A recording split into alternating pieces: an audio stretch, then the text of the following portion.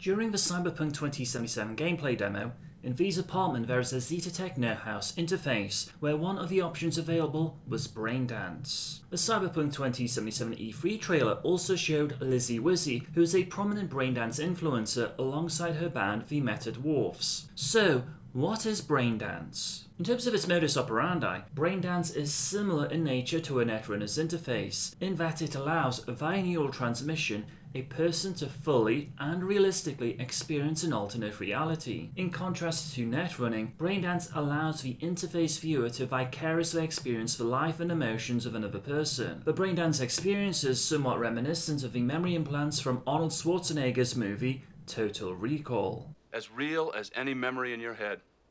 Come on, don't bullshit me. No, I'm telling you, Doug, your brain will not know the difference. And that's guaranteed, or your money back. CDPR have already worked on something similar to the Braindance experience in The Witcher 3 Blood and Wine expansion. Geralt and his vampire friend Regis brew a resonance potion that allows Geralt to relive Detlav's experience from when he lost his hand. We must brew a decoction which Kovinaris gave a rather poetic name, resonance.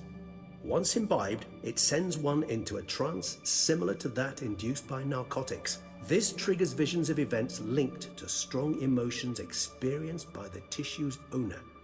Picture it as dreaming a fragment of someone's life.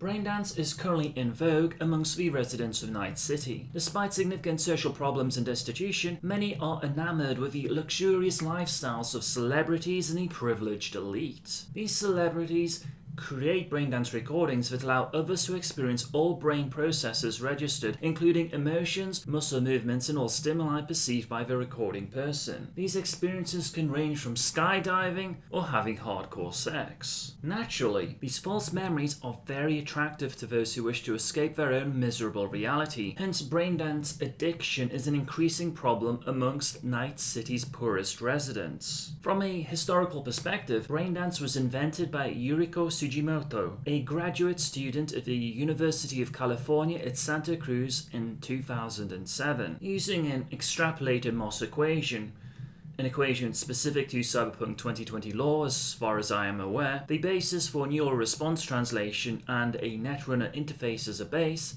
Sujimoto managed to record her thoughts, emotions and physical sensations into a standard information chip. When she plugged the chip back into the modified cyber modem she was using as a recorder, Sujimoto was able to experience what she had recorded in exact detail. Upon receiving her PhD from Santa Cruz, Sujimoto went to work for the state of California as a researcher in penal reform.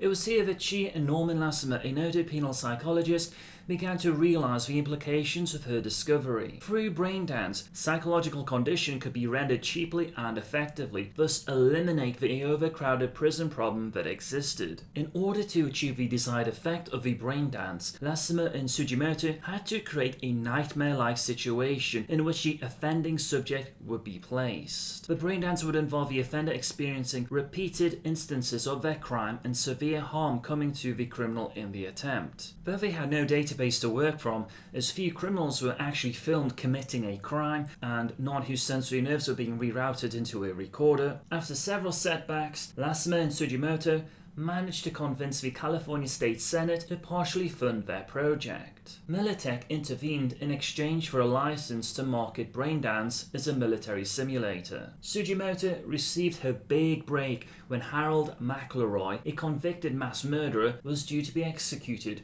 when he made an unusual request. If Militech would give compensation to his family, then McElroy would allow himself to be killed while recreating one of the scripted crimes of Lassiter and Sujimoto. 8 inmates who were scheduled to be executed within a year made similar agreements with Militech, and the deaths were recorded as well. Although the initial database was small and the first correctional Braindance ran only 90 minutes, the program was successful. With increased funding combined with a national government contract to produce more machines, Lassiter and Sujimoto formed Braindance Incorporated. Militech announced a joint venture with Diverse Media Systems and Braindance Incorporated to investigate the market value of Braindance as an entertainment form. Although Braindance has two primary functions, those of entertainment and re-education, it has other uses. By collecting a large enough database, a company could actually train new employees using Braindance. Although their bodies would need to adjust to the skill, the person would already have the knowledge of how a certain function is supposed to be performed, without wasting resources to supervise the training.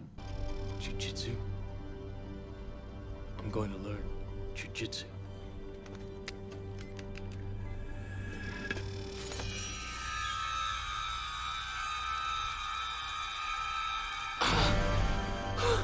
Holy shit. Not quite Neo from the Matrix, but the idea is similar. Braindance therapy is currently being used to rehabilitate patients with cyberpsychosis, a topic which I touched upon in a previous video. Now that Braindance is a ubiquitous and socially acceptable form of entertainment in Cyberpunk 2077, naturally there are problems with illegally made chips. For instance, sadomasochistic acts, when used on an unexpected subject, have reportedly resulted in death. In addition, there are concerns of subliminal suggestions that can alter a user's personality. No doubt, Braindance will feature prominently during Cyberpunk 2077, as the possibilities of using Braindance experiences for quests are myriad.